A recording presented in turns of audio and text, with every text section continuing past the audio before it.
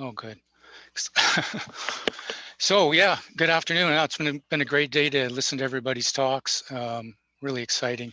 And I want to talk to you today. I've only got a few slides, just a short discussion of one site that I inherited, became the custodian of in about 2017. I inherited a number of sites at that time when Rod Negrave passed away. So this site was established by Paul Corton, who's a retired coastal region pedologist. And in 2017, I got together with Paul and we analyzed the data sets that he had then, which were 14 years after establishment. And most of what I'm going to talk to you about today is the results that can be found in that extension note, which was published in 2018. And I'll give you an update as to what we've been doing since then. So this is just a Google image of the block, which is located on Vancouver Island near Coombs, and the location of the 12 plots. So this site is a replacement series design trial established in 2002.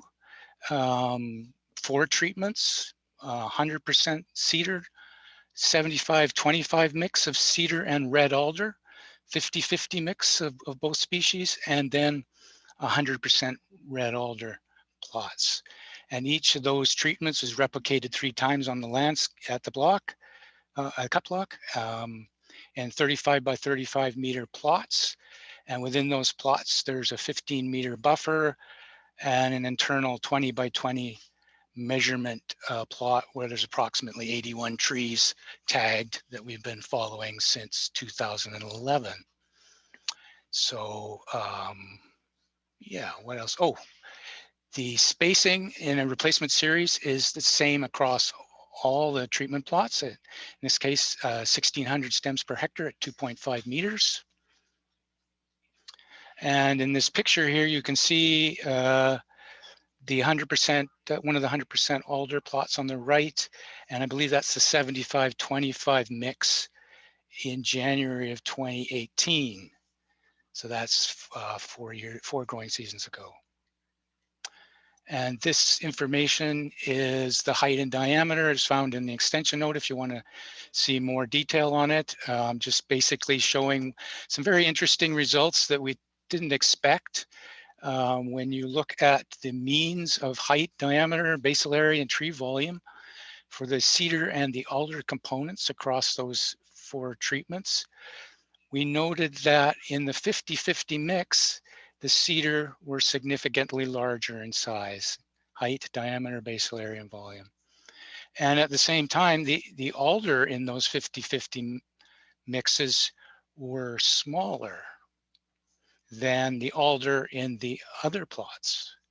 And you can see the numbers down there on diameter, basal area, and volume. So that was very interesting. So the question was, why is that happening? Is there something significant going on in terms of interaction between these 2 species in the 50-50 mix? So we had to, before I get into what we've been doing recently, more results that we looked at there were relative yields at the per hectare level for those plots. If you look at the monoculture plots where this is 100% cedar, the 100% alder, we have a volume per hectare here in this table up above. And that is used as a reference in terms of relative yields of the other plots and the other breakdowns in the 75-25 and the 50-50 mixes. So if you look at the RL line, relative yield, that's what we're seeing when you take in the case of the 75-25, the cedar volume, which was about 35 cubic meters per hectare, and divide it by what we were seeing in the 100% cedar. And the same goes with the alder numbers as well for relative yield. And that 0.8 and 0.22, that's sort of proportion that we're seeing in terms of yields in those different treatments. The ERL is the expected relative yield, and that is from the treatments, what we expect from the treatments, the 50-50 mix or the 75-25. So when we looked at the change from expected to what we were actually seeing on the ground, again, there's this interesting result in the 50-50 mix where we see the cedar has responded considerably more than we expected in terms of growth. And at the same time, we saw the alder declining from what we expected. This picture here, I believe, is a picture of the 50-50 mix, again in 2018. So one of the things that we needed to do was to get more information, because obviously these are fairly early results. This was from age 14. The stands were just beginning to start to close.